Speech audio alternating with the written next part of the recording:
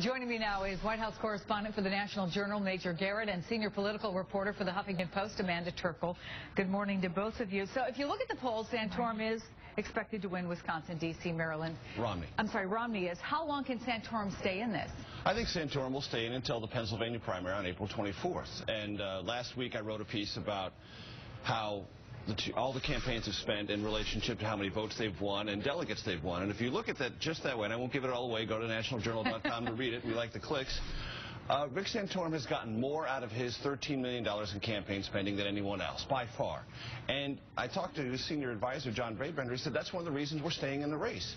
These people who support Rick Santorum believe in it. They've done the hard work, and we're not just going to walk away from them because it's gotten a little rough for us. And he wants to go to Pennsylvania and at least have a showdown with Romney there. So I don't think there's any chance, no matter what happens tonight, Rick Santorum leaves before then. Yeah, and part of it may also be this reluctant embrace, is what I call it, that we saw all those endorsements, but you don't see anybody jumping up and down, Amanda, and pounding on the desk and saying, I'm so excited about Mitt Romney being our nominee. Did you hear Sarah Palin this morning on the Today Show? I want to play that. It seems he is the nominee. Are you happy with that? You know, anything is still possible. There can still be a bit of a shakeup. And it doesn't sound like you're happy with Mitt Romney as the party's nominee. Anybody but Obama. I honestly believe that anybody running on that GOP ticket would be infinitely better than what we have today. But Amanda, did you hear that sound she made? She was like...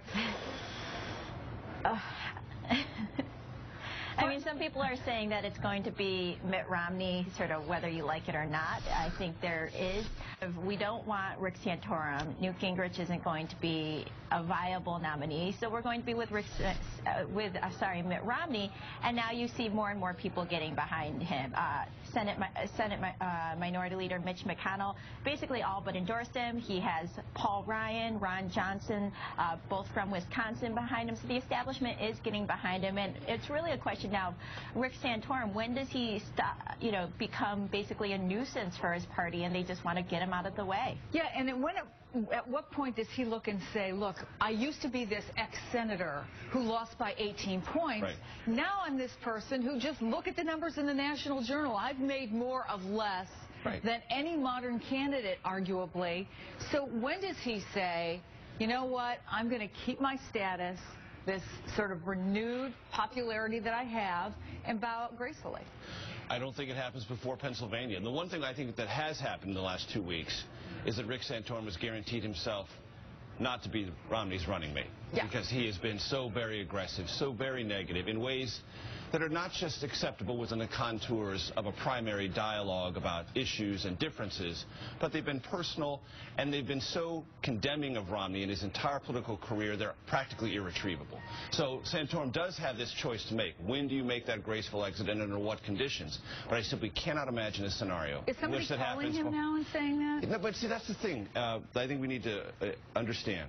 There is no calling agency anymore in the Republican Party. There is no establishment. And Amanda just mentioned Ron Johnson, senator from Wisconsin. He was not part of the establishment 3 years ago. He was a businessman 3 years ago. No connections to the Republican establishment at all. Now he's in the Senate, so he has at least got some sort of establishment patina to him.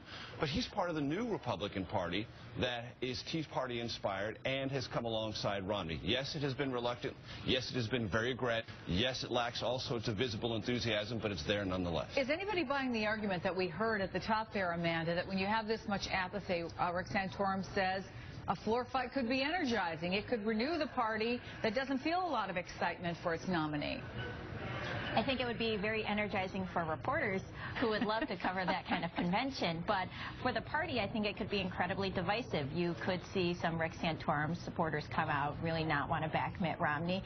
And I really don't see a scenario right now where Mitt Romney doesn't get the nomination, whether it goes to the convention. I mean, what could happen that other people hope is that it doesn't go to Rick Santorum, it goes to some other person who's not even in the race. That's what many people are dreaming of, someone like Chris Christie or Marco Rubio. Again, very far-fetched scenarios, but I think it could be very divisive, and right now the party would really, many people in the party would really like to see everyone come together behind one candidate and focus on going after President Obama. Yeah, and meantime, you see Mitt Romney just being patient. Let me bring in Peter Alexander, who has been with the Romney campaign. He is in Milwaukee today, and I guess some changes, Peter, on the campaign trail for Romney, looking more toward the general election now.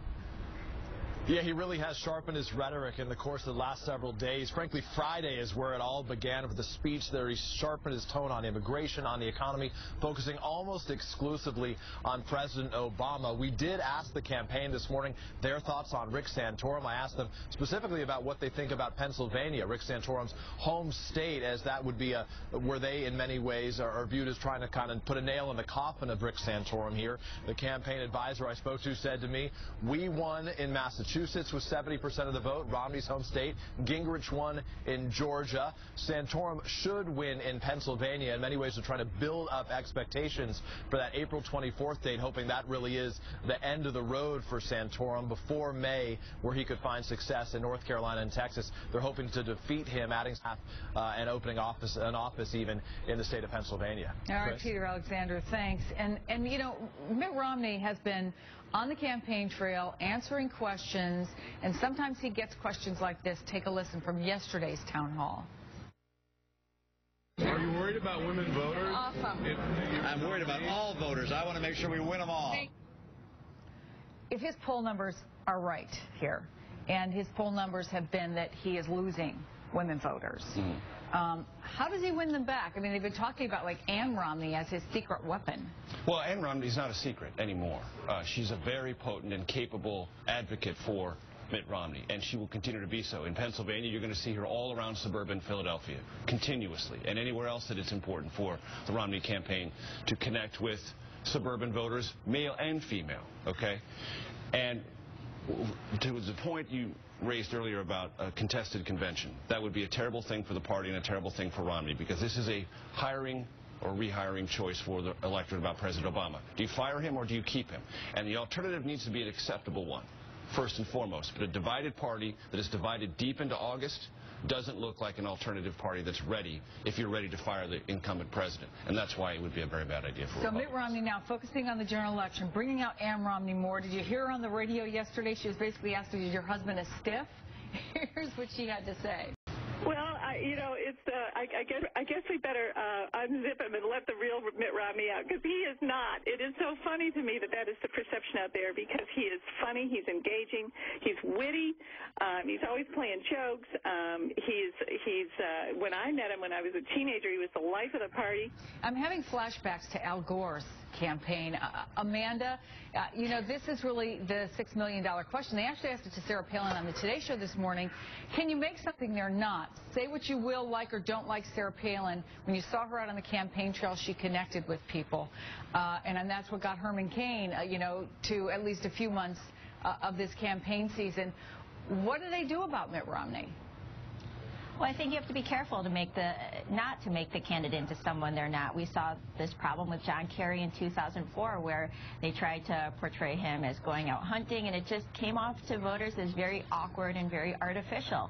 So I think they have to be careful, but certainly sort of humanizing Mitt Romney, if you will, putting him out there with Ann Romney, with his family, is I think very, very helpful to him, as the campaign is starting to realize. And in terms of moving on to the general election, I mean, Mitt Romney certainly wants to do that. You see him basically ignoring his other GOP contenders at this point and focusing all his firepower back on President Obama, trying to pit it as a race between him and the president, and just basically ignoring the other candidates. Yeah, and you're seeing the Democrats and you're seeing the Obama campaign doing the same thing.